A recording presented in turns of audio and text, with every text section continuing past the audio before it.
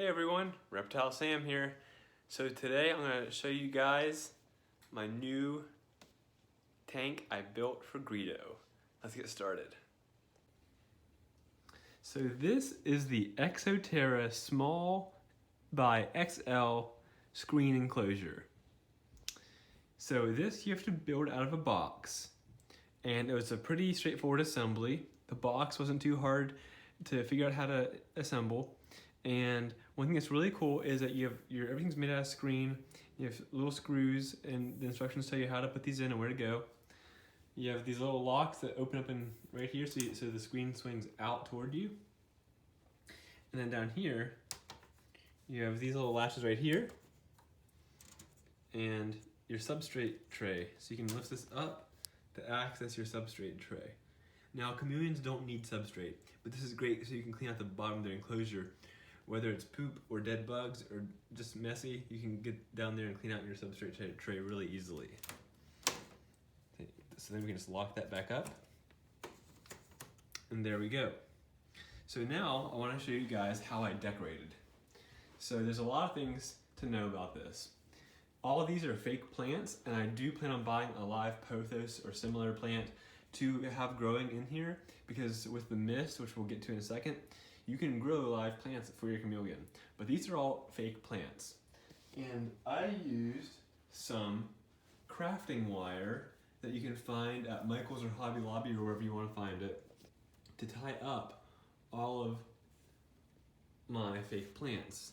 So you snip off a little piece of your wire with some wire cutters, twist them around your vine, and then tie them to the outside of the screen. And they can be very sharp, so be careful about where they are, because these can be really sharp. So like bend them inward toward the screen so you don't cut yourself or hurt your fingers like while you're messing around with your enclosure. So we have this one up here. And a good rule of thumb is if it's hard to see your chameleon and takes you like 30 seconds to find your chameleon, you have enough foliage in there. So when little Greedo gets bigger, she's gonna need some more stuff in here to make it harder to find her and help her feel more safe and enclosed. But for now, as a baby, she can climb these vines and go right into hiding. So she's actually way back up there right now, and she's in shed. But this is a great system for her right now. So I've also got this really cool feeder right here that I purchased online. And this feeder has a little magnet on the back and is a cup. The insects are down there. Can you see them? Insects down there in that cup with this mesh that they can crawl up. And I will get the name of this feeder for you guys too. I believe it was called Feeder Source, but I can double check on that. So I was mistaken on the brand name. This is from Full Throttle Feeders. So Full Throttle Feeders makes these really cool feeder run cups for your chameleon. And they're magnetized to fit in right in the back, and you want to put them, oh, there she is, there's Greedo. Hey Greedo.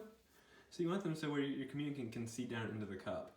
And some bugs like crickets will crawl up that grate right there for them. And so you definitely want to make sure your chameleon knows where her food's coming from. The next thing we have is a heat lamp, and generally with most animals you don't want your heat lamp right in the dead center. But with the chameleon, because they have a vertical temperature gradient rather than a horizontal one like in a snake tank, it's okay to have it in the middle because your chameleon can go up or down as needed to thermoregulate. Additionally, we have a Zoom Med UV light back there with I believe I have a 0.5 or a 5.0 wattage UV light in here. So you want the correct wattage light for chameleon and for your enclosure size. So this is an 18 by 18 by 36 enclosure. And as we all know, mist and humidity can be very tricky with chameleons. They're very tricky species to keep. So with your chameleon, there she is, that's like a Greedo. She's shedding right now. You really want to make sure you have a good mist system for your chameleon. You can do this by misting them 3 or 4 times a day with a spray bottle, like we have, whoops, sorry about that. Right here, just like an ironing spray bottle from Walmart or Target. You can just spray them several times a day. But you're not gonna be home every day, 3 times a day to spray your chameleon. So what do? You need an automated misting system. And I'm gonna have another video about the Mist King starter misting system, because that's gonna be pretty in depth. It's a lot of engineering that goes behind it, and you can see the mist nozzle right there. And so you're really gonna wanna have a friend or two to help you out and figure out what's going on.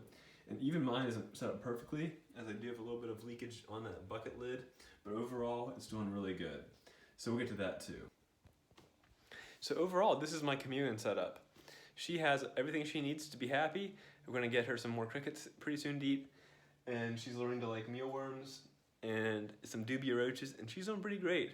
So from Greedo and me, Reptile Sam, stay tuned for the video on the Mist King misting system, which I'll explain how to set up properly and the couple errors I've made trying to set it up myself. It's not easy, but if you can get it right, it's awesome.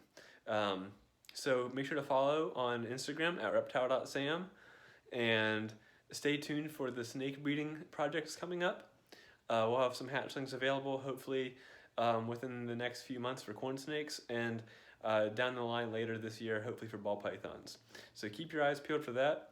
And from little tiny Greedo and me, Reptile Sam, have a great day and keep watching. Thank you.